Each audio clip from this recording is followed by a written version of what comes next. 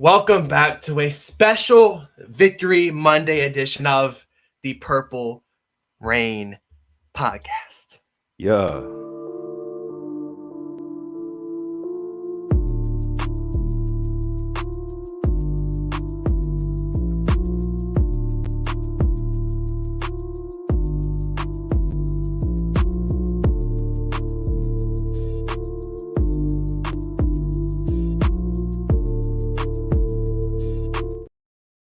Welcome back to episode 221 of the Purple Rain podcast. It is a very, very, very, very good episode Woo. already.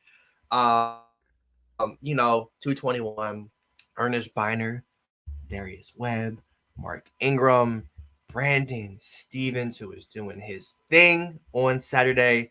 Fantastic game all around. But thank you all for coming through this Victory Monday edition of the Purple. Oh yeah, Chris McAllister as well, one of the most underrated Ravens ever. Suit up. Yes, Talk thank you, about Kayla. it. Yeah. Yeah, man.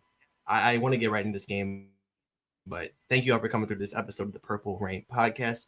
You can follow us on Instagram at the Purple Rain podcast. You can follow this guy on Instagram, on Twitter at Sutton Def. You can follow me on Instagram at simplyas10.prod and on Twitter at simplyas10. And most importantly, our sponsor, Manscaped. You want to go on there, get something nice for yourself. Use code PRP for 20% off your whole order and free international shipping. But I'll start first. I had a fantastic weekend for obvious reasons. I'm not going to sit here and lie to you. Unfortunately, couldn't get to the game because my immune system is kind of like a squirrel. I get sick by the smallest thing, so I probably would have not been here or been bedridden if I went to the game. I'll be honest with you.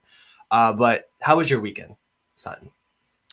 I had a week full of nerves. A week full of nerves. Of course, leading into the weekend, man, I was so irritable to just like everybody. You know what I mean? Like even like my girlfriend. Like I found myself like not wanting to talk just because I couldn't. There was just so much on my mind. Like I know that these Ravens are getting ready to play a divisional game, which we have not been able to get out of that round for some years now throughout the whole entire Lamar Jackson era.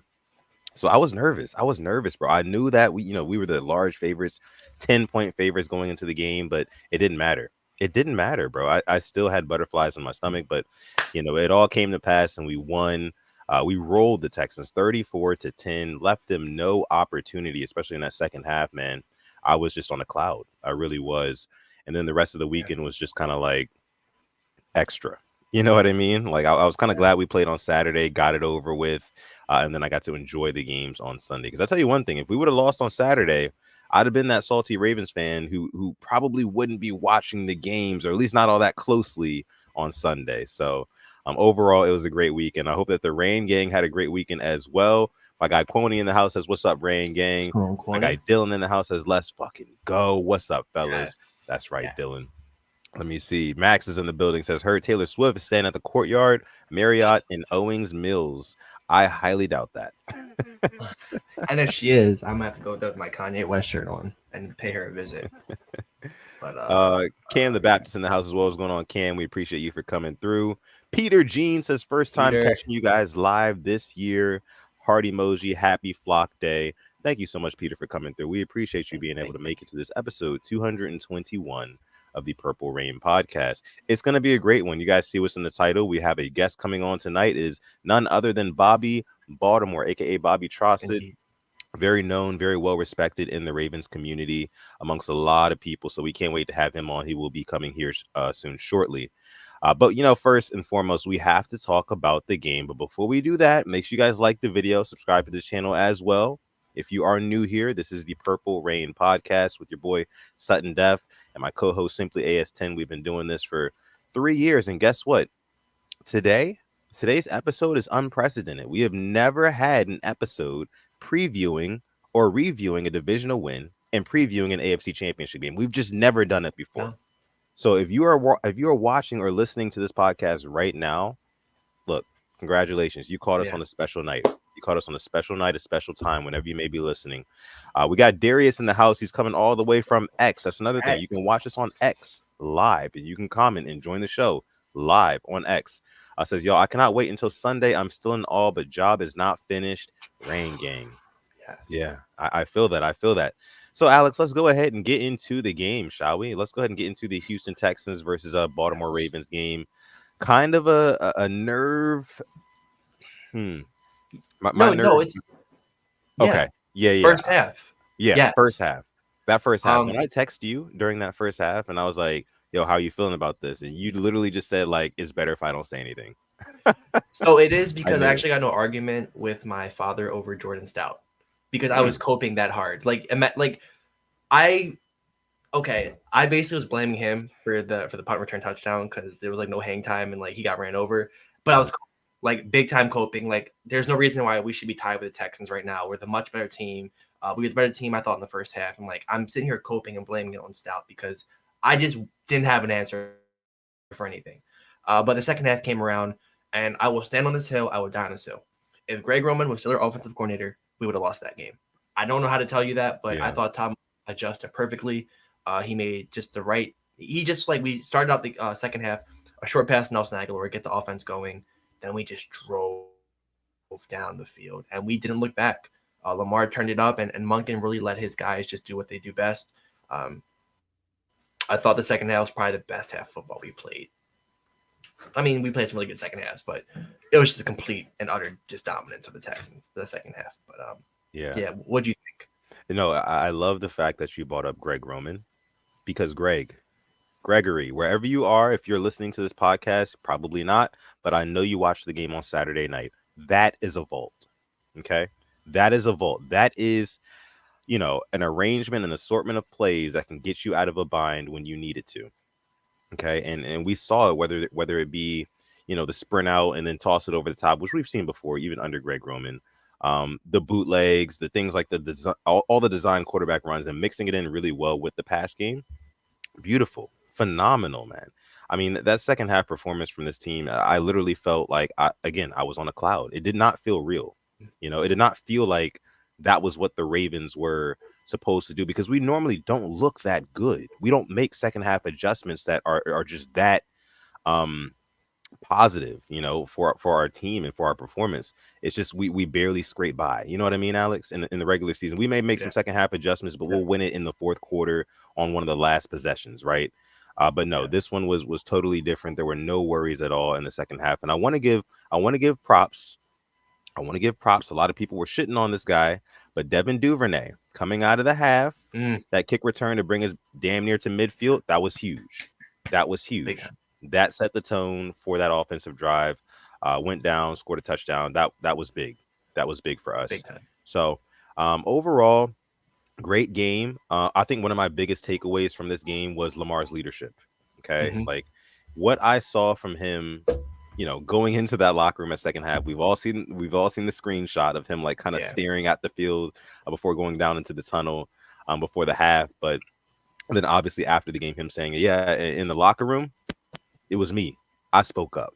I was the one talking." And that's normally not Lamar. And I need you guys to understand that. That's normally not who Lamar Jackson is. If you're listening to the show right now and you don't know too much about Lamar Jackson is not a vocal leader. He leads by example. So for him to go into that locker room and literally, like we've seen him do so many times, will his team to victory physically on the field, he did it in the locker room. That's different. I think something changed, something shifted. A tide clearly shifted after that moment because the team just completely came together and we just did in that second half. yeah. And it's not like the Texans didn't make second half adjustments. The blitz was working, sure, but I'm sure they came out with some sort of plan to kind of continue to thwart Lamar Jackson in his MVP ways, but it just could not. It did not happen. It did not happen. So, what do you got to say though? I have to agree with you 100%. I think that last drive in the first half, like that's kind of why I was upset too. The line Hmm. wasn't blocking. Lamar was having no time. We just looked scared. I thought also the first half too. Lamar just he didn't trust himself. He was just sitting there in the pocket, just kind of like looking and looking, looking. He wasn't letting the ball get out on a Yeah. couple of plays. But just like after that first half, I guess it all turned around, and I'm not going to sit here and complain because the way we looked second half, like I said, was amazing. And I'll be honest, I think once we went up by the touchdown, I'm like, all right, we get another touchdown, I think it's over. Just Right. because also the Ravens fans, like the home field advantage is a real thing.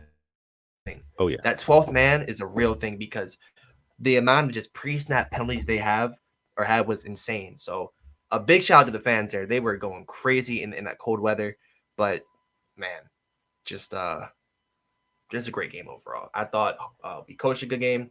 I want to give a shout out to Mike McDonald as well because he held that team to 3 points. Mike fucking McDonald, you have done miracles on me. He is so good, and he has one more really big test, and want to beat the Chiefs and Patrick Mahomes. Well, I'll tell you one thing. You talk about tests. I think that the Ravens passed one test with flying colors on Saturday, and that was beating the blitz game. Okay, all throughout the first half. I mean, damn near 90% of the defensive plays that they ran, blitz, getting after Lamar Jackson, and it was working, right? But to go into that, in the locker room, come out and basically it have no effect on you. The blitz have no effect on you in the second half. That was crazy. That was absolutely crazy. And you know what that does, Alex? For the remainder of the playoffs, teams are going to look back to this, divisional game against the Texans and say, okay, previously in the past, blitzing Lamar Jackson was a great game plan. We could do that. We could get away with it, and we could probably get a W. What was the one team that blitzed the hell out of us on a Thursday night? Was it the Dolphins? Dolphins. Yeah, a couple years ago. So what the Houston Texans tried to do was emulate that same game plan and see if it would still work in 2024. Nah. Sorry, buddy. That was 2-3 years ago. Lamar Jackson is the evolution of Lamar Jackson needs to be talked about way more than it is. I get it. MVP, second time MVP, he's going to his first AFC championship game, but just look at the skills that he has developed over the years. I mean, we've talked about a couple of them here, beating the blitz, right? Making his checks at the line, reading defenses, you know what I mean? Things like that. Also, like I said, again, the leadership and the onus of the leadership, him hitting his chest like this and reverberating throughout that microphone. That should have told you everything that you needed to know about this kid's mindset right now. He refuses to let this team lose. Refuses. And it's beautiful to see. And one thing I love seeing was him screaming at Ronnie Stanley because he wasn't blocking on that 4th and 1. No, it wasn't a 4th and 1. He blocked on the 4th and 1. There was one of the plays where Stanley was just sitting there watching, and he could have blocked for Lamar, and Lamar got up and let him know. That's what I like seeing too. Just that leader. He gained like that last ability, and that was just the ability to lead and more vocally instead of by example. And that's really all I can ask for. And it just kind of made my whole weekend. I'll be honest with you. It kind of took the energy out of me. I didn't even care about watching the game after. I'm like, we just won. Like the divisional monkeys off of our back. The rust monkey is off our back. All that stuff, like the whole bye is off of our back. It just felt like we conquered a lot of our demons in that couple hour span. So it was more than just a win to me. I'll be honest. It was a lot of things that the Ravens conquered, and it felt really, really good. What's up to Boz? What's up to Roosh? So the Black Daniels. See you guys in the chat as well. Talking about Dalvin Cook. I'll be honest. I was calling for Dalvin so many times in the game, and I'm happy we brought him in when we did because he broke off that 19-yard run, and that right there to me, game's over. You just let a guy who hasn't played for this team, hasn't had a snap with this team, go for damn near 20 yards on you. Yeah. Season high. Good luck. Yeah. Season high. And then K-Dog says, just imagine if we had JK and Keaton. I think Dalvin stays. Unfortunately, Gus goes. Thoughts? Yeah, I don't know. Gus, he had 11 of his 13 touchdowns were from within 3 yards, they said. Yeah. I just can't stop thinking about Keaton. Seeing him there with the crutches on, that hurt me, man. That absolutely hurt me. I miss him so much. And JK as well, what they could have done. But we went out there, DaCosta. I put a tweet out saying DaCosta went triple platinum, no features with his free agent signings because damn near every one of them has been a boom. Rockison's been the only but outside of that, they've all been hits, no misses. Yeah. And speaking of the running backs, you just brought up the running back room just now. I want to talk about Justice Hill. Justice Hill is criminally underrated. Okay. If we're comparing the numbers for the running backs on Saturday, Gus Edwards had 10 carries for 40 yards, averaged 4 yards a carry. Justice Hill Justice Hill had 13 carries for 66 yards, averaging 5.1 a carry. And some of those carries that he had, it looked like he was dead to rights in the backfield, right? Nowhere to go. but he made something out of nothing. And this is the second time, and maybe the third time, I may be wrong, second or third time that we've seen him perform in the playoffs, make big plays. You know what I mean? Like the stage is not too big for Justice Hill. Nobody's really paying attention to him because he might as well be running back number 3 or 4. If you're counting Gus Edwards, and eventually they'll probably work Dalvin Cook back in there, but Keaton Mitchell and those other guys, they take priority over Justice Hill. And then you have Lamar Jackson running as well. But when Justice Hill touches the ball, good things happen. Good things happen, man. He's a gamer. He's a dude, and no one's talking about it. He makes an impact. What are you saying, though? I'm sorry. The run game and the pass game. He had 2 catches, 11 yards, had the 1 catch. He kind of turned nothing into something. I'm glad you brought up last year, too, because he had that one long kick return. He made a couple of plays last year. Like, he is criminally underrated. I don't know why it's not talked about more by Ravens fans. Yeah. But when he gets the ball, he usually makes an impact more than just getting stopped. So I'm glad you brought him up. And then I want to talk about defensively. Okay. Justin Madubuike, 7 pressures. I thought Travis Jones had himself a game. Yeah. Marcus Williams made a nice play. And then I'll tell you what, our guy Patrick Queen, he was amped the fuck up. I don't know what he did before the game, but he was out there with just blood in his eyes. And then Roquan Smith, I mean, there's not much to say about him. Yeah. Best linebacker in the league. Him and Fred Warner, obviously, 1A, 1B, however you want to put it, but defense is just balling on all levels. Yeah, and again, it really pays to have a quarterback on both sides of the football, right? And our quarterback on the defense is Roquan Smith, leading the huddle. I mean, I felt like I was out there. You know what I mean? I felt like I was getting ready to play a football game when I was hearing what he was saying in the huddle. Like, I trust that guy wholeheartedly with the keys to our defense. You know what I mean? And one of the best moves of Eric DeCosta's tenure here in Baltimore is definitely fleecing the Bears for Roquan Smith. That's one of them. Yeah. Also, getting Tyler Linderbaum as well. Tyler Linderbaum, another great showing. Of course, it's a guy who we're not going to really call on his name too much because of the position that he plays. But, I mean, all year long, Tyler Linderbaum is the guy who makes your guards look better, has made John Simpson look really good this year, has helped out Kevin Zeitler as well. You know, he's good at blocking his guy, the nose tackle, and getting up to the second level.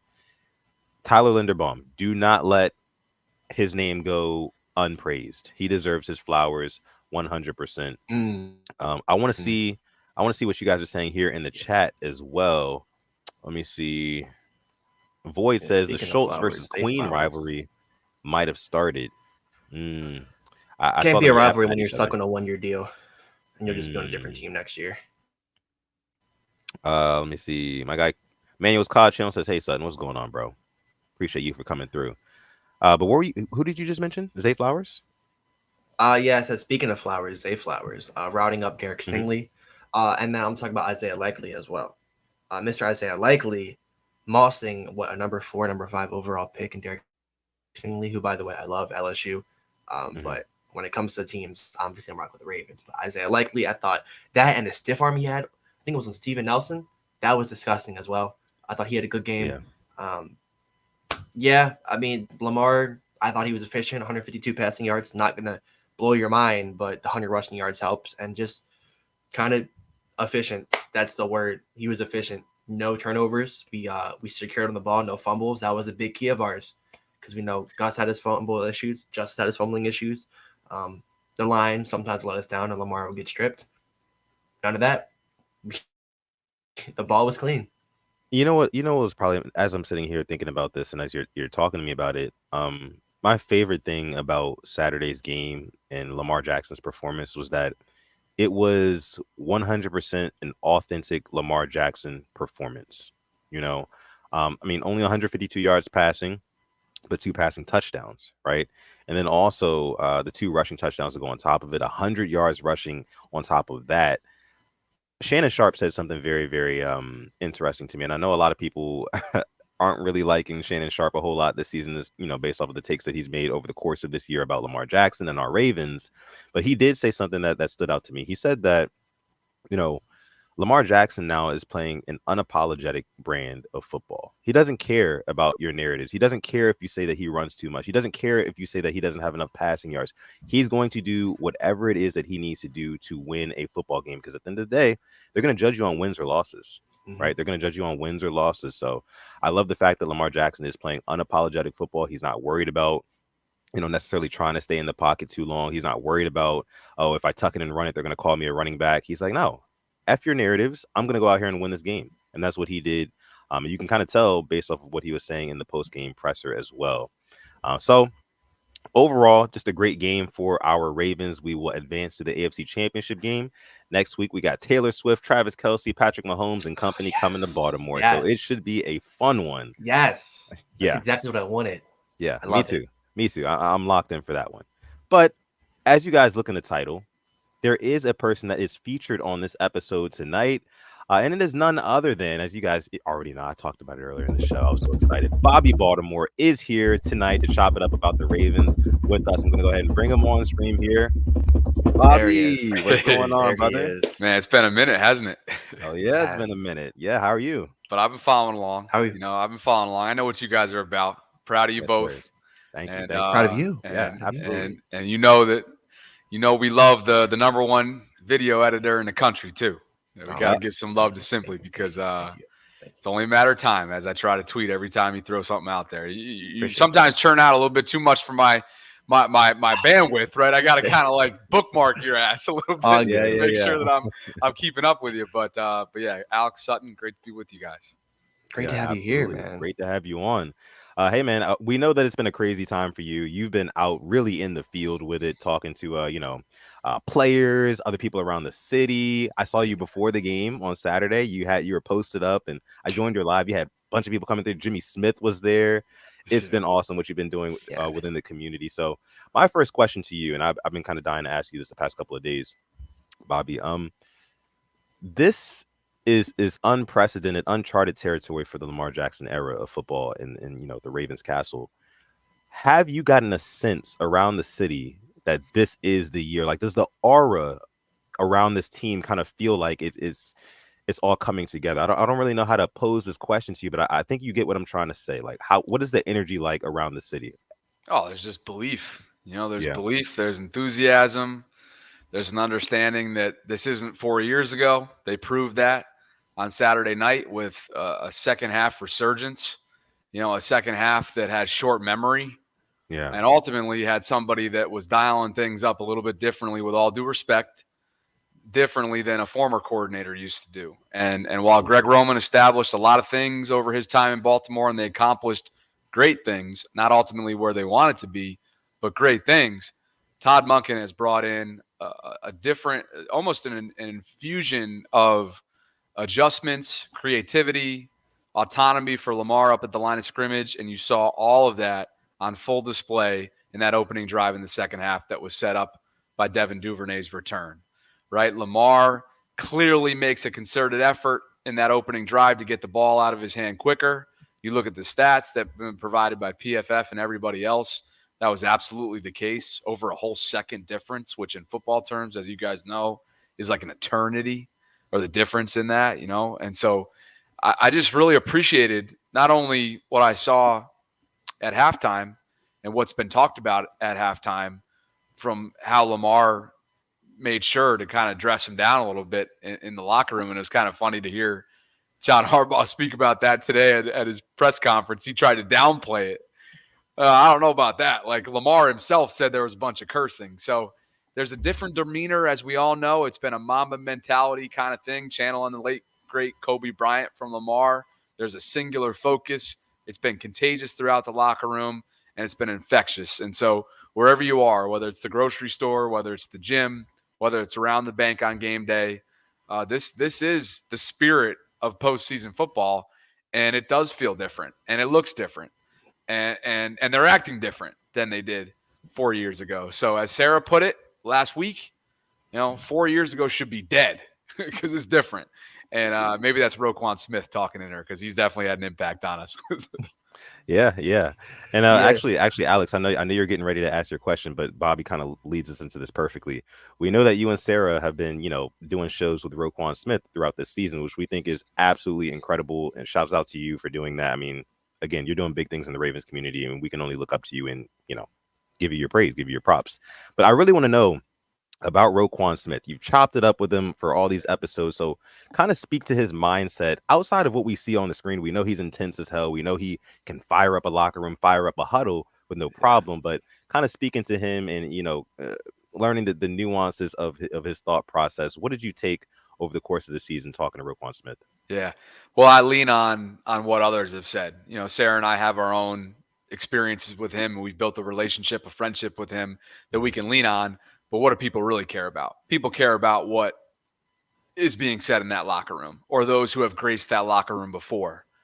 Todd Heap telling us during our State of the Ravens a week or two ago during the bye that this guy reminds him of Ray. I mean, we talk about that. We make those comparisons, right? And I know early on that was a slippery slope from some in the Ravens flock community because of what Ray meant and will always mean. And I respect that, and I understand that, and I acknowledge that. But every time you hear Roquan speak, there's shades of 52 oozing from him, right? And that's just who he is. There's a natural leader within him. There's a natural freak show within him that's a motivator, not only that works for himself and that's effective for the way that he goes about his business, but that's contagious and that people that respond to throughout the locker room, right? He and Lamar are very different leaders. I would argue both have been just as effective this year. We've seen the maturation process of Lamar. We've seen the natural progression of Lamar in the leadership category, which I've found to be really fascinating and part of his story in his 6th season. Yeah. But for Roquan, look what Kyle Van Noy says. A veteran, a 2-time Super Bowl champion today on Pat McAfee is talking about what Roquan has meant, has talked about how he's the undisputed leader of the team. Roquan's 26 years old. Mm-hmm. Yeah. There's no question about that. So whether you're a vet like Jadeveon or Kyle or just getting started like Zay, right, or Kyle Hamilton, the other Kyle I mentioned obviously was Van Noy, there's this universal understanding that we listen to him, we believe in him, and we ride with him. And so that you can't make that stuff up. You can't fabricate that stuff. And not every team has a championship DNA defining player like the Ravens do in Roquan, whether it's in his press conferences, whether it's his sideline to sideline fierceness, whether it's the relationship that he's built with Patrick Queen, which is ultimately your boy, your boy's PQ. I know you guys are PQ boys. He's graced this show before, if I'm not mistaken. So that all of that is what I lean on, right? Like the Todd Heaps, the Kyle Van Noys, Roquan himself, what Patrick Queen has said about him, and the fact that those two have become what they definitely feel is the best duo in all of sports. In all of football when it comes to the inside linebacker position. So again, it's a special person that we have in Roquan. The Ravens have in Roquan, and I think Eric DeCosta deserves a ton of credit for pulling this thing off in season because quickly, very quickly, overnight, he has become the guy and one of the co-faces of this franchise. Yeah. You've been hanging out around him a little too much because I'm about to run through this wall right over here. Like there is a hole ready for me. Listen, Alex, have you seen Sarah's tweets? All right, she's telling people to go let's drown them, let's kill them, let's do this. I'm like, damn, Agent Zero really it's unbelievable. Like him before the game saying, let's put these out their misery. Like that to me, I'm like, all right, cool. Lace me up all 5'8", 145 of me. I'm going through there. I'm laying out CJ Stroud with everything I can. But I want to look forward to this Chiefs game. Obviously, Travis Kelce, you can put him in the GOAT conversation for tight end. To me, I would love to get your feelings and opinions. I think Kyle Hamilton is the unicorn. I think he has never been against somebody like Kyle Hamilton.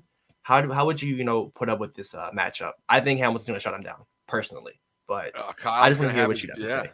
Well, Kyle's going to have his biggest task yet. He's going to have to be really, really fundamentally sound. I'm sure he's watching a ton of film on Travis because, as we've seen, a lot of people not only tried to write off the Chiefs this year, and some of which was for good reason, right? They scuffled. They had a very pedestrian season for the Kansas City Chiefs standard. Right.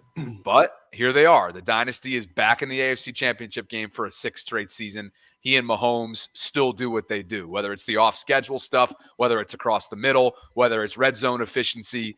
They do things that are off script, the same way that Mark and Lamar do things, right? It's street ball, it's sixth sense stuff, it's trust, it's years and years of working with each other. So there's no doubt that Kyle's going to draw that assignment for, I don't know how much of Sunday's game. You would think a chunk, but they're also going to have to be really, really sound in the middle part of the field too with the second level. And that obviously falls on Rowe and PQ. We know that both those guys are willing and able to drop back in coverage. I know PQ got beat on that one with Dalton Schultz last weekend, but for the most part, he was in Dalton's grill the entire night and had that guy ruffled, man. He had him all hot and bothered, which I felt like was pretty good, high entertainment value. But yeah, look, Kyle has proven, to your point, Alex, that he is the unicorn. He is good against the run.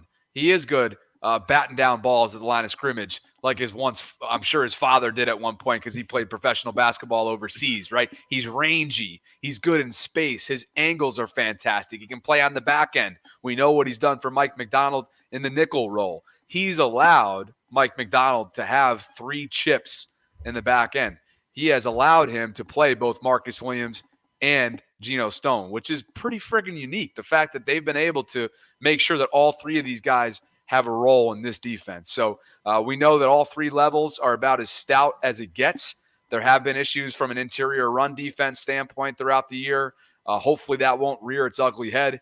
To me, the bigger option, I think they're going to try and do whatever they possibly can to not get beat by Travis Kelce. To me, the bigger story is just how violent of a runner Pacheco is. And that's going to be one to watch in the trenches for sure. Yeah, I mean, when you look at what he did yesterday too, and if it does rain on Sunday, I've checked the weather forecast. There's a chance it might be an old school football game. You know, we've kind of been going against that. People say, "Oh, you can't win with the old school running game." We put up 200 plus rushing yards on Saturday. Yeah. I'm looking forward to if it does, like Pacheco against our 3-headed running back core with Lamar, and then kind of the defenses, because the Chiefs actually have a good defense now this year, and previous years it's kind of been a little bit mid. But the Ravens, like what you brought up, our run game. But I thought they did a great job against Singletary. Was it Madubuike in there, Washington, Urban, Michael Pierce eating up guys, and then obviously Rowe and PQ. But yeah, you bringing up Pacheco, that is something I'm keeping my eyes on big time, because is he really like that? He hasn't played a defense like the Ravens yet, but this is definitely going to be such a good game. He's like that.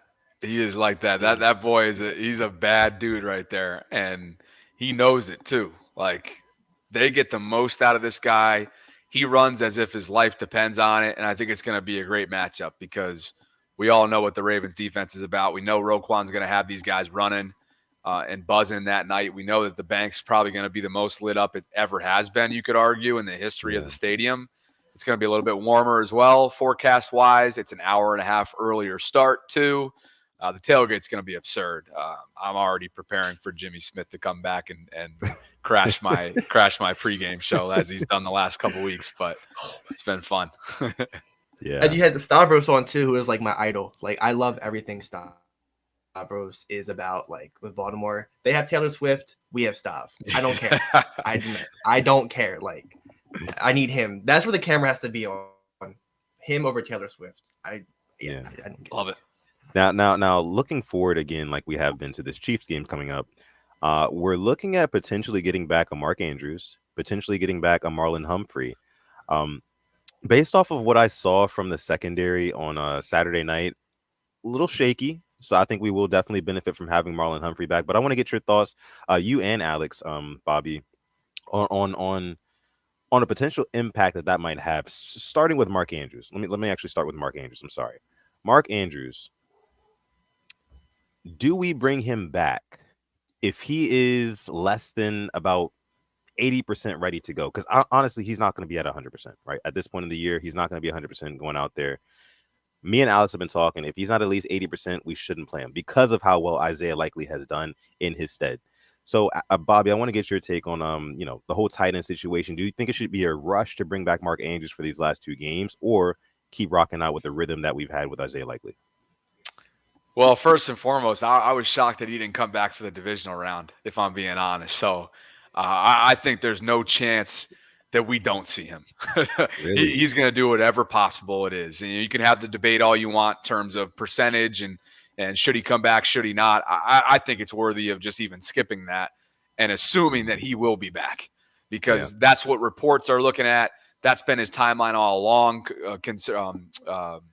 according to Ian Rappaport of NFL Network. And when you look at the competitor that is Mark and what he's become, and the fact that he's just over 60 days removed since surgery, I think it's a relevant question to ask. But to me, knowing this guy the way I do, there's just no chance he's going to be out there. I can't imagine how excruciatingly painful it's been to be away from the game the way he has. And I think I just have reason to believe that the guy is attacking the rehab with an enthusiasm unknown to mankind. See what we did there? And I just think that you're going to get a chance to see now. Okay, maybe the conversation is, let's assume he's going to be back. How much will they use him? Okay. Because that to me is the big. Let's make sure we get out of this game healthy, so that Mark can be useful for us should we have a chance to book our tickets to Vegas for Super Bowl 58. That, to me, is the bigger part of the conversation. How many 2 tight end sets are we going to be looking at with him and likely, right? Yeah. It's been such a small sample size of these two on the field together that it gives Monken another chess piece. Will there come not growing pains? Will there be a period of time of adjustment for that, with just from a personnel standpoint? Perhaps. Haven't been a ton of reps. Mark's not at 100%. So all that needs to be taken into consideration. But I just don't see a situation or a scenario that he's not involved one way or the other. And then we'll, of course, learn more once he hits the practice field on Wednesday. Right. And in terms of Marlon Humphrey as well, kind of shifting gears to him, I'm looking at the remaining wide receivers that we have to go up against, right? So, I mean, looking at wide receiver 1 in the Chiefs, Rashee Rice, right, rookie. And then looking towards the Super Bowl, if we were to make it there, you're looking at either in Amon-Ra St. Brown or who's the other guy's escaping my head right now? Who else? Lions? Where? From 49ers. 49ers. Is Debo? Ayuk right Debo. Now. Debo's hurt. How serious Debo is his, I don't know how serious his injury is. Does anybody know? No. I think he was just out for that game. He's going to play, right? Yeah, he's going to play. Totally. He had to. Yeah, he's got to play. It's playoffs, man. It's crunch time. Okay, listen, guys, this is Bobby Baltimore, man. Baltimore stud. I mean, he's a stud all over the city of Baltimore, man. He's been doing the damn thing, man. You guys heard it. Shows with Roquan Smith. Jimmy Smith is coming up to him, and they're chopping it up. This guy's been everywhere, truly, and we can't thank him enough. Exactly. What'd you say, Alex? Dare I say Himothy? Listen, we're all cut from the same cloth here, baby. I'm just glad to be with you guys, and it's been a fun ride. You know, it's just been. Look, it's not lost on me what this means for the city, content creators, this fan base. Everybody's been starving, right? And and we're here now, and you're going to get an opportunity as a fan to go show what you're about in front of a national audience. You know, with the trip to the Super Bowl on the line. And it just seems as if, you know, more so than just belief, too. This city's galvanized right now, and that's not always the case. And I think Lamar has had that effect, right? They have the personnel to make you feel like you want to believe. Not just that you want to believe, they make you feel like you should believe. And that's an interesting trait for a team. And so I just, it's not lost on me whatsoever. And this week's about to be wild in the content game. Absolutely. Guys, Bobby Baltimore on X. Make sure you guys follow him. Listen, his YouTube channel is in the description as well, so make sure you scroll down, hit that link, subscribe to his channel if you have not already. I did have a question in here from one of our mods, Mod Roosh, very well respected member of the Purple Rain Gang, says, would you guys consider this the most important game in M&T Bank history? I think this is a good question. Damn. Yes. Yes, and if I can get my hands on tickets, I will be purchasing my first pair of purple camo pants. That's all I'm saying. So 1,000%. I'm trying. Yeah, I'm trying. But this is the most important game. Certainly the biggest. You know, By it's far, most yeah. certainly the biggest. Mhm. Depending on how you define most important, I think everybody could have a different opinion on that. Yeah. But you want to talk about, Yeah. you know, like most important was Ray's last ride. You know, was that the most important in some people's Right. minds? You know, his last home game that he played at the bank en route to the Super Bowl. Does that resonate with people? But from the standpoint of biggest, which I know I'm like kind of skewing the question, or nitpicking the question a little bit. I don't think that's up for debate. This is the biggest game in the history of the stadium. Mm. Yeah, I mean, you could argue that that Texans game was the biggest one in the history of the stadium. I mean, just because of everything that's gone on in the past 4 to 5 seasons, especially in the Lamar Jackson era, us getting bounced out of the playoffs, whether it be, in the divisional or whatever. I think that there was an immense amount of pressure on this Ravens team and Lamar Jackson to get this one done. I honestly feel like in terms of pressure, there's less pressure this week going into this Chiefs game than there was last week going to that Texans game. Because if the Ravens would have lost that game, you guys know the rest. You I guys agree know with the you, rest. actually. I agree with Yeah. you on that. I was asked about that Good on point. Kansas City sports radio today. They were like, what's the feeling this week? What do you think is on Lamar's shoulders? I'm like, you kidding me? The weight of the world's been lifted off his shoulders Yeah. because of what happened last week. The monkey, the postseason monkey is off his back. There you go. And so now it's almost like you go in playing with house money. You go Yeah. from being the most high pressured probably quarterback or player with the most pressure on him entering the postseason to now, I mean, you just got to take down. Look, there's no question there's still pressure. I mean, obviously, but you're playing with house money. Like, let's go. And nobody had you here, even though you're the top seed. People were questioning whether or not you guys were capable of being a postseason team the way you just mull through opponents in the regular season. And they just like every other narrative, right? He's absolutely destroyed it. He's shattered it. He's got another one to do en route to the Super Bowl this upcoming weekend. Yeah, that's what I brought up earlier. Like every single demon we conquered, it felt like on Saturday. The postseason, the bye, Lamar can't win at home, this and that, the playoff stuff. And then even like you brought up the narratives before, in my video I made, Nick Wright didn't have us making the playoffs. NFL Network had us finishing in 4th place. They said our offense, they didn't know how it was going to be.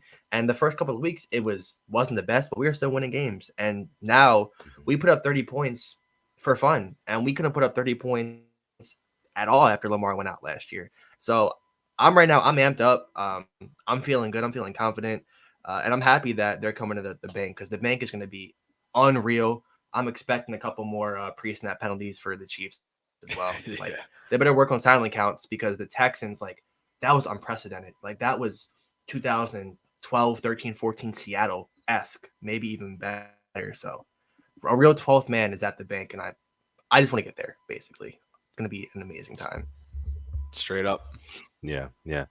One more thing before we let you go, Bobby. I wanted to ask you about the game last night. So the Bills and Chiefs game, which was to me, it felt like peak football, man. I had so much fun watching that game last night. I want to get both of you guys' takes on it because Alex, I haven't even talked to you about it. But Bobby, I'll start with you. What do you take away from the Bills and Josh Allen falling short yet again in another postseason? Like, where do they stand? Heartbreak. They have their franchise quarterback. There's no doubt about that. People are going to overreact today about what he is or isn't. That's a guy that I want riding. I want to ride with that guy for sure. I'd rather have Lamar, but I'd want to ride with Josh Allen if I had the opportunity to, and Lamar wasn't there for the taking. So I don't think that should be a question. They certainly don't have any quarterback questions in Buffalo. It's heartbreaking. I mean, you feel for a guy like Tyler Bass who kicked that far right and wide right, I should say, and at the same time, I'm always of the belief that, you can lose a game in so many different situations. And just because that was the most recent, right, that kind of sticks with you, that was the most glaring, doesn't mean that it should be the ultimate, reason for why you look back at your season falling short. They had their opportunities, and ultimately the Chiefs found a way. They found a way. And was it pretty? No, but it was an instant classic. And I think you're going to see a lot more duels between these three quarterbacks for the foreseeable future, as long as they're on their respective teams that they are on right now. Mahomes, Allen, and Lamar. And you got to throw Burrow in that category as well. Those 4 quarterbacks, it's going to be who can stay healthy.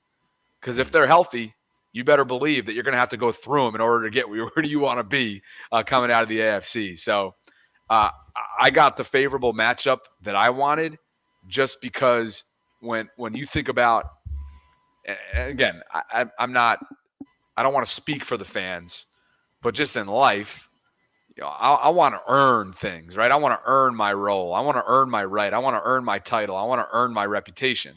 Right. And being that they've been to this game 6 straight times as Kansas City, and they are a dynasty, whether you like it or not, come on, like, in order to be the best and be crowned this year's best, you got to go through who's been the best for years and years, and who, again, are the reigning champs. So to me, it sets up perfectly. It's great theater, and this is a legacy-defining game for Lamar Jackson. You think about the quarterbacks that he's gone through and head-to-head matchups this year. You think about how he's on the deck. What's up, Ing?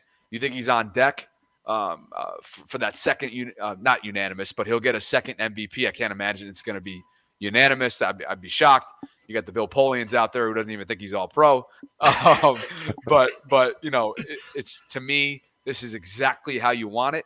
It's got great theater, and the bottom line is they are 4 quarters away from their first trip to the bowl, and what a year, boy! What a year to do it in Vegas. So Sarah and I booked our tickets. We're going to be out there regardless. Nice. I'm going to be going to have an opportunity to work with Radio Row, which is a great experience for the first time ever. So I'll be looking forward to being out there. Fly out February 6th, and hey, here's to the team that we cover on a daily basis following me.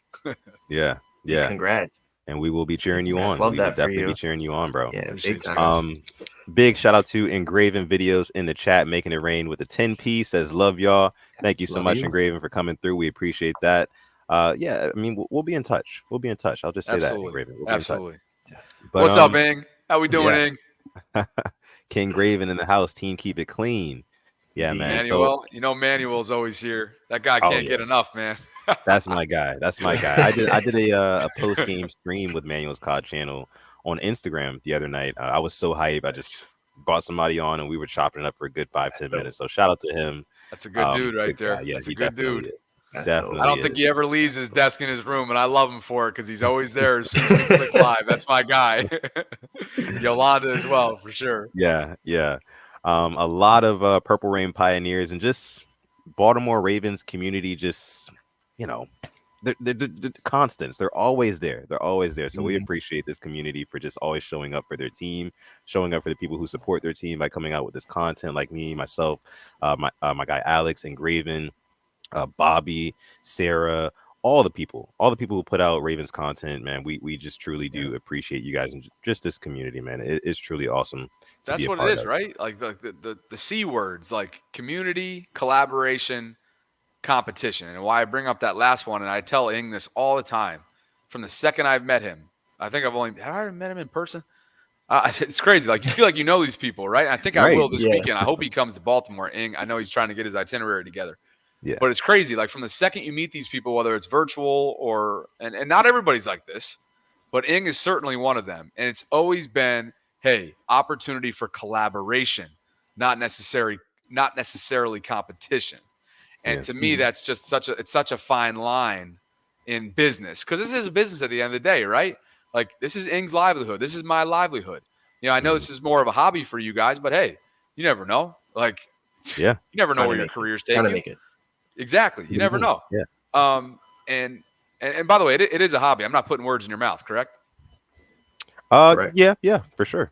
Definitely. Okay. I didn't want to insult you at all. I know you guys do a little bit of things outside of here as well. Yeah. Oh, so, of course, but the point is, it's a unique community in that sense, and I've always felt that love, and I think it's only taken to a whole new level. And I love the comment too, because iron does sharpen iron, as John Harbaugh says. But all of this is magnified when they go on a run like this.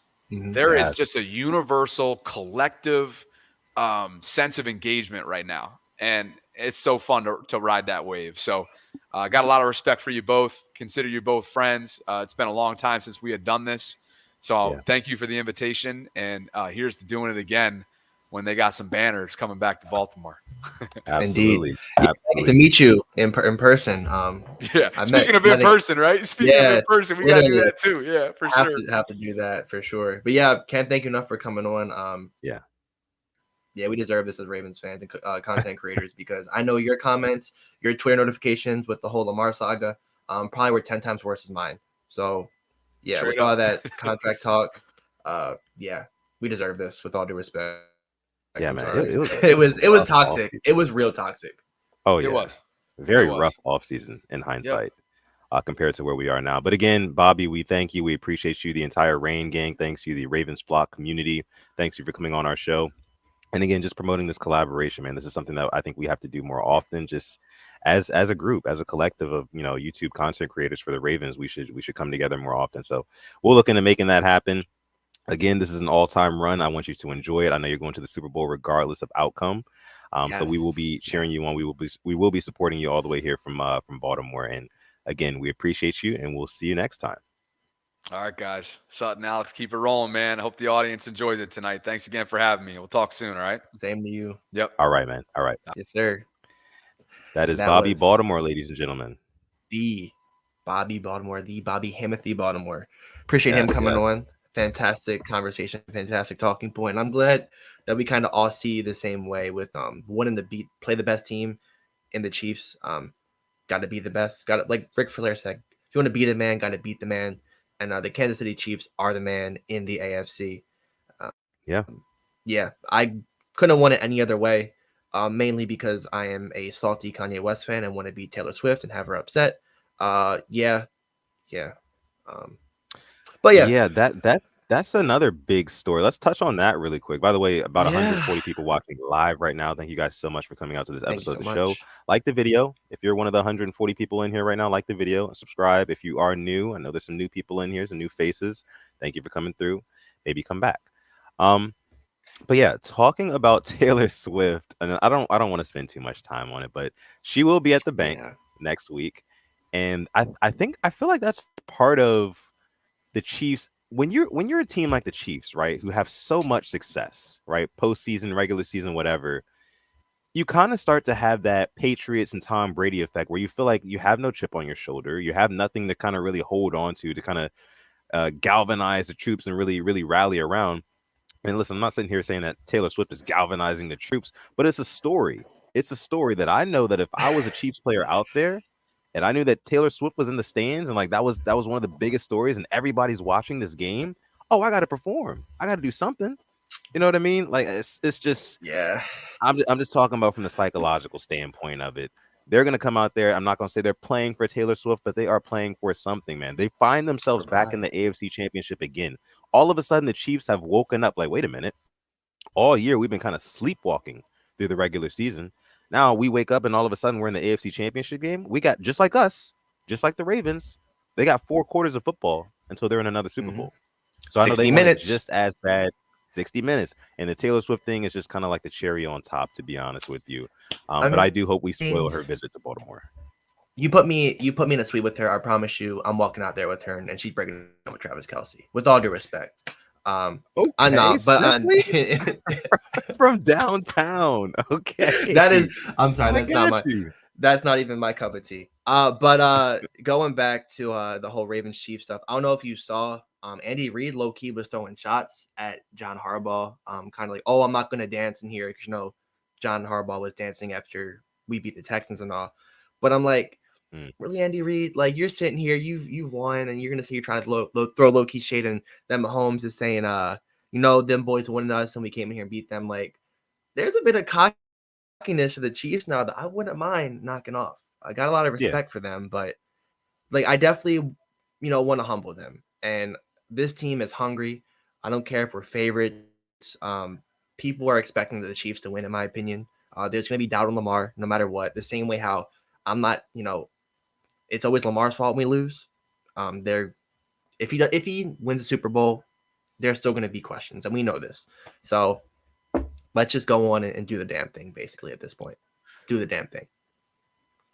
No, yeah, I agree. 100%. The funny thing is this Chiefs team has not played this Ravens team in a while. No, it's been a minute. They played Tyson Williams, Devin Duvernay, Sammy Watkins, Alejandro Villanueva. Don't say that name, bro.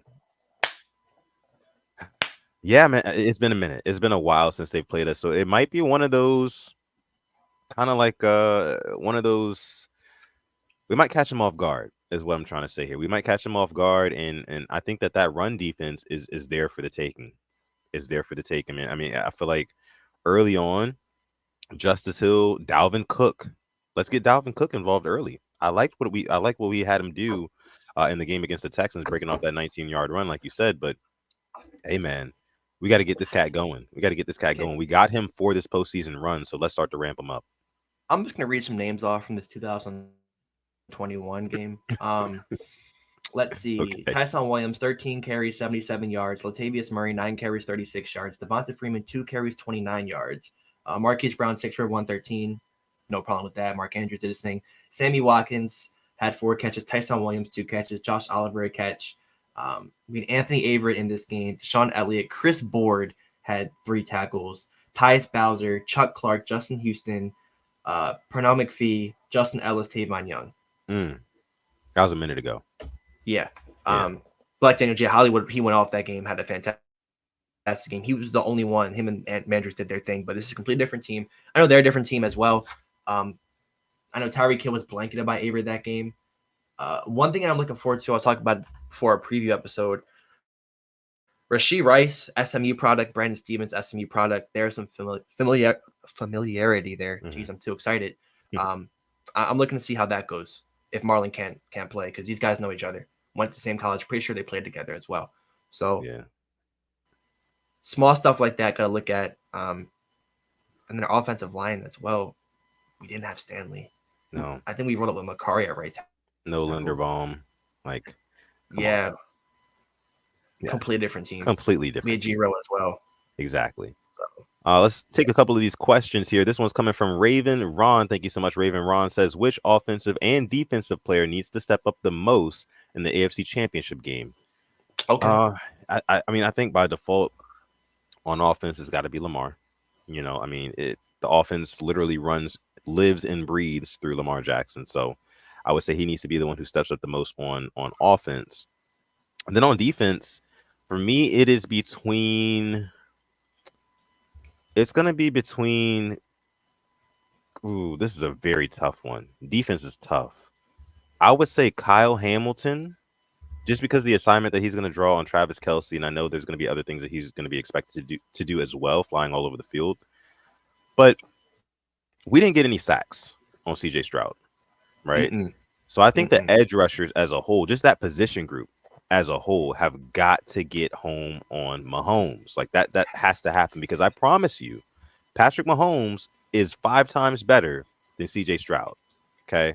If you don't get him, if you don't dirty up his jersey, if you don't put him in that cold M&T Bank Stadium turf, he's going to carve you up. He's going to find a way. He just does against any defense. So, that's going to be my answer. What about you, though? Obviously, Lamar offense. Yeah. Maybe a guy like Odell I'm looking at as well. I actually want to give a shout out to Rashad Bateman. He had some 3 big catches. 1 got us in the field goal range. 2 were first downs. Thought he had a really good game on Saturday. Defensively, engineering designs, Odafe got to step up. That low-key was somebody I was going to say, because the last time he played them, he had a fantastic game, had the fumble that got us the ball back, had a sack that led to an interception. But I'm right there with you. We got to get to the quarterback. I don't think we're going to sack Mahomes. It's very rare to sack him. He'll make something happen. He'll throw it away, or he'll bitch for roughing the passer. But I'm also looking at our run defense as well. Pacheco is very good. We saw him last year. But I remember in the Super Bowl, he did get lit up by C.J. Gardner-Johnson. So I would love for one of us to light him up, but win the game instead. But our front guys, the big guys and edge rushers, got to see them step up, stop that run, and get to the quarterback and make him uncomfortable back there. Definitely a big thing. Thank you for the question, Raven Ron. Absolutely. Manuel's COD channel says, is there a dark horse player that you have for us in this game? Who's that? Rashad Bateman. Bateman. Yeah. Okay. Okay. I texted you before the game. I thought he was going to have a big game. I think he's going to have a big game. Yeah, Bate. Yeah, we've kind of been waiting for Bateman to have that breakout game, but he's just been having these steady, 2 to 3 catch games for 30 yards, something like that. But I mean, where he's catching these footballs, it's in big spots, not the hugest of spots, but like chain movers that are getting us down the field that make a difference in the grand scheme of things. So, I think he's kind of settling into that role of, wide receiver 2, fringe wide receiver 3, and realizing how this offense operates. Okay, you're not always going to be the point of emphasis. You're not always going to get targeted, right? But you have to stay ready so you don't have to get ready. And that's what he's done. That's what he's done over the course of the season. I remember earlier in the season, he wasn't really doing that. He was kind of giving up on balls sometimes, but he's not anymore. Not anymore. He's going out attacking the football, coming down with it under any circumstances. The one across the middle for that first down, I think it was like a 20-yard gain. Lamar threw it low, and Bateman went down, and he went and got it. First down. So, like you said, big shout out to him. But for me, a dark horse player in this game, what would I say? Can we do one on defense and offense? Because I have one for defense as well. Sure. Okay. For offense, for me, I'm gonna go Justice Hill. I'm gonna go Justice Hill. I like it. Listen, I've been talking about how he's underrated, man. He averaged 5 yards a carry on 13 carries last game. The guy is good, especially in the playoffs. He's been really good for the Ravens. We know the Chiefs defense, especially the run defense, is not all that great. So I can definitely see Justice Hill getting 10 plus more carries and making something out of it. So if I had to go a dark horse player, I'll go Justice Hill because I feel like he can break off a big one, maybe for a touchdown. That'd be awesome. And then on defense, a dark horse for defense. I feel like this is even tougher. There's some good questions. What do you got for defense? You go first. So somebody said Aguilar. I like the Aguilar one as well. I do like Aguilar as the dark horse. I thought he had a good game as well. For defense, Geno Stone. I thought Geno Stone made one of the most fantastic plays on Saturday. They did a little double reverse. They throw it. Flea flicker. Yeah. And he was the only one over there to stop it. And he got, I thought, held on the play too. But he stopped it 3 or 4 yards behind the line of scrimmage. Yeah. I thought Geno he stepped up every single time we've needed him this year. He stepped up. I think he's going to make a play or two. And then my boldest prediction of them all is a Ronald Darby interception. I don't know why. I just feel it in my bones.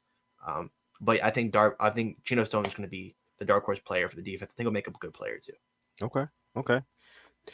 Definitely do like that. I mean, when I'm thinking of, I'm gonna go Justin Madubuike. I'm gonna go Madubuike.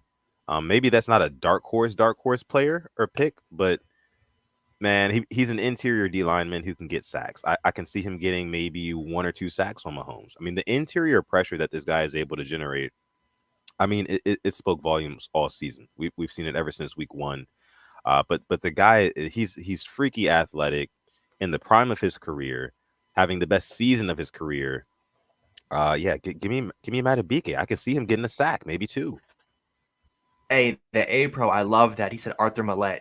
Bro, the Arthur Millette nickel blitz is the best defensive play I've ever seen. Like, that has 100% completion rate. Arthur Millette has been such a good signing for this defense. Like, that's why I just can't give EDC enough flowers. Whether it be Van Noy, Clowney, Millette, Darby, Aguilar, like Odell, obviously.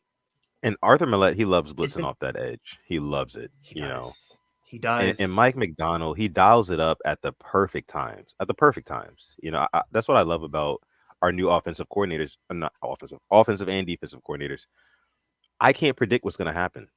A year ago, I could sit in front of my TV screen and I could pretty much tell you exactly what's going to happen on offense and on defense. Not last year so much because we had Mike McDonald last year as well, but especially on offense, under Greg Roman, it would be like a 3rd and 3. You already know what's going to happen, right? QB power or something like that. But this year, there's a whole lot more nuance to this offense and the defense as well. And I think that's the reason why teams have not been able to figure us out. This is the year, I said it before the season even started, this is the year for the Ravens to make an adjustment and for the league to have to readjust to the new Ravens, But yeah. So, and can I say one thing? Can we get 9 more likes for 100 so the kids actually eat. So the kids feast tonight. Yeah. Usually the goal is 50. Like the video. I'm asking for a hundo. Like the video. It's Please. funny though that 2 years ago, who were our coordinators? Just some asking. Yeah, I mean, we had Greg Roman and we had Wink Martindale. Yeah. Surely they're still coordinators in the league. Surely. Hey man, surely. I don't want to be all disrespectful, Bobby came on here being respectful to Greg Roman and whatnot. I'm respectful too. Just I didn't know that there was like a falling out between Harbaugh and Wink. Like there was like, disagreements, and that's why he left the Giants. I didn't notice that until the whole thing with the Giants came out. But yeah, I mean, much respect to them. It's just it was the same thing over and over again. I wish them the best of luck, but McDonald and Monken isn't some young McVay, tree type of guy. He's been around. He's had failed stints places.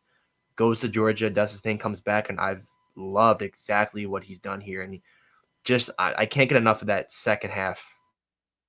I can't. I rewatched and I'm like, he was cooking. He was cooking with grease. Yeah.